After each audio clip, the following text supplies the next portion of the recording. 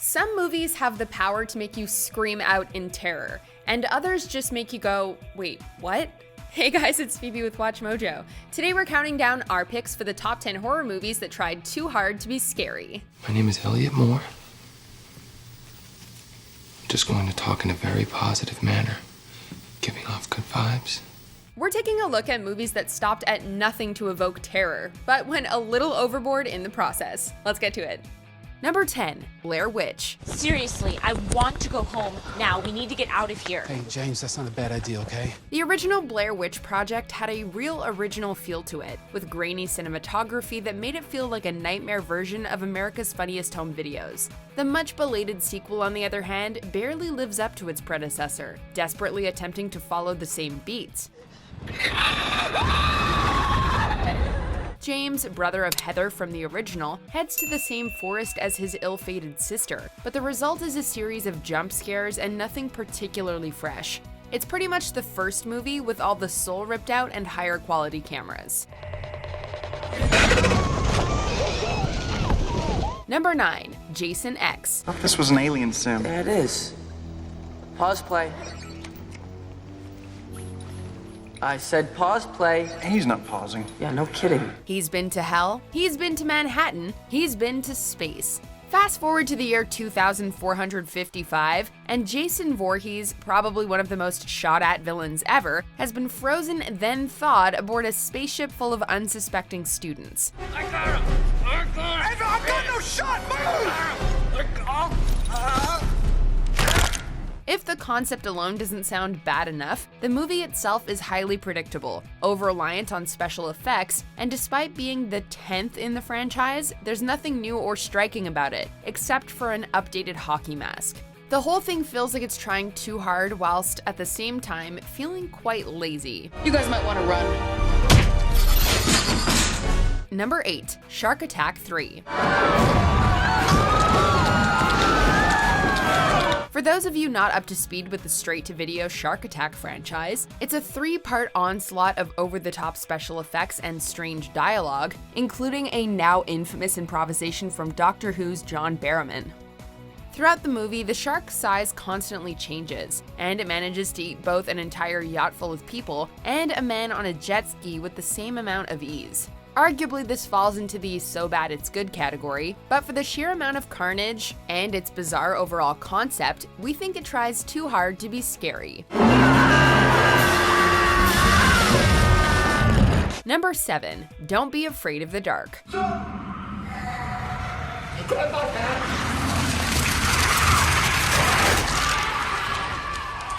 Guillermo del Toro usually produces some wonderful cinematic feats. Just take a look at Pan's Labyrinth, and more recently The Shape of Water. This 2010 venture, however, certainly isn't up there with his best.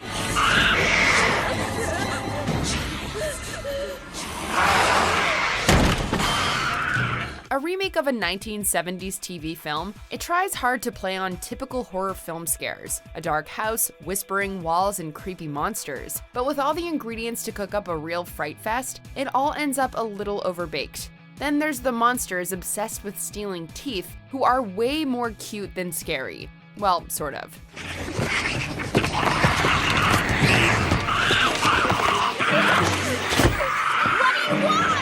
Number 6, Cabin Fever. What are you doing out here?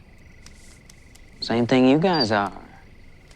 Enjoying nature. Based on a movie released just 14 years before, Travis Zaruni gave us this remake that nobody asked for. Eli Roth's original is an all-out gore fest that pays homage to rural horror conventions, so a reimagining of a film that is in itself a pastiche seems pretty pointless. Get out! No! Please, I'm bleeding in bed! You stay in bed! You're not going anywhere! From the very beginning, the audience is surrounded by blood and guts, and things just continue to get bloodier from there. Aiming to shock but instead achieving fake blood overkill, the only ones to come out of this film with an improved resume are the makeup department. Number 5, Snakes on a Plane.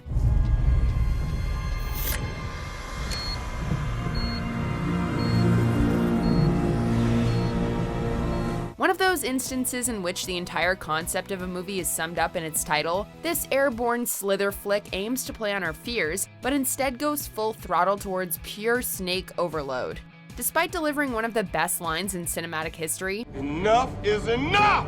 I have had it with these snakes on this plane!" Samuel L. Jackson can't save it from all feeling a bit over the top, and even though it can be seen as rather tongue-in-cheek, its ridiculous premise and A-list lead actor show that there were probably some ambitions with this motion picture that never quite came to fruition.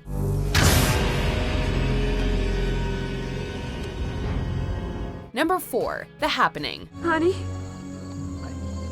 Honey, you're talking funny. What's wrong with you? What do you mean? Everyone's dead? What? M. Night Shyamalan, master of the twist ending, likes to keep audiences on their toes as they await the big reveal at the end of each of his movies. However, many would have left this one feeling disappointed. After a series of mass suicides across the United States, a small group tries to get to the bottom of things. And what was the cause? Spoiler alert, it was the trees.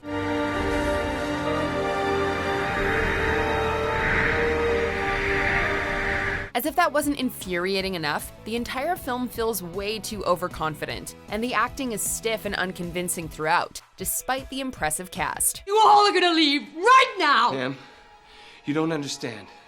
There's something happening in a few states. In this region, it's not safe. Leave now! Number 3, The Gallows. Cassidy, what the hell are you doing? After a series of relatively successful found footage horror movies, this forgettable 2015 flick failed to live up to the likes of Paranormal Activity and Cloverfield. Trying way too hard in all areas to be scary, it exhausts all the genre cliches, as well as having a teen movie edge to it, and ultimately has a messy and overdone final appearance. Is there some kind of trick to this door, Pfeiffer? No, there's not a trick. Why isn't it opening? I don't know. Ryan, what'd you do? He doesn't have service either. I don't have service. Right, he doesn't have it. Guys, we shouldn't be in this situation, okay? Just find out of the door. What happened to this door? I have no idea. It well and truly scrapes the bottom of the barrel as far as this sort of movie is concerned. From its dizzying handheld camera that is way too shaky, to the sheer predictability of it all.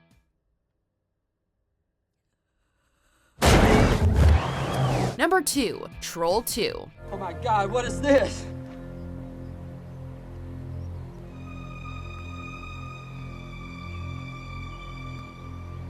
He was one of us, and you killed him.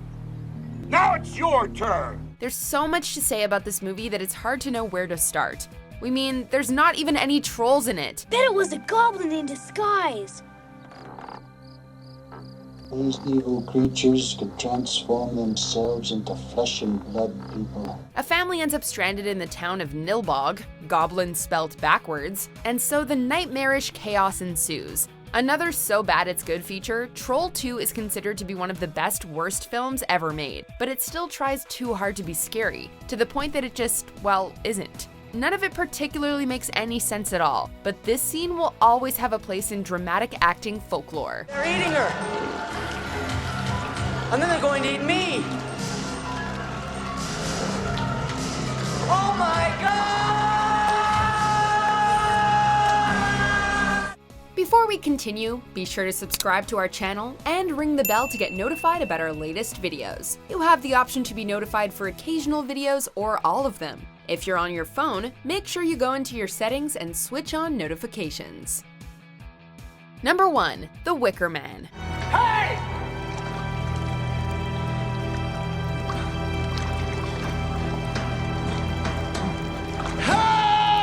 Not the 1970s classic horror starring Christopher Lee, but the mid-2000s remake featuring King of the Bazaar, Nicolas Cage. Neil LaBute took something chilling and terror-evoking and somehow managed to turn it into an unintentional comedy with more ham in it than a Subway sandwich shop, thanks to a lot of shouting from its lead actor, including this scene that just can't go unmentioned. Oh, no, not the beast! Not the beast! Ah! Open my eyes! Eyes! Ah! Suitably stinging anyone who's seen it out of their hard-earned money, not even Cage in a bear suit could salvage this misogynistic romp. What is it? What's wrong, sister? You gotta give it to Nick Cage. That performance certainly came from a visceral place. What do you guys think? Let us know in the comments or tweet me at Phoebe_WM. And check out this video.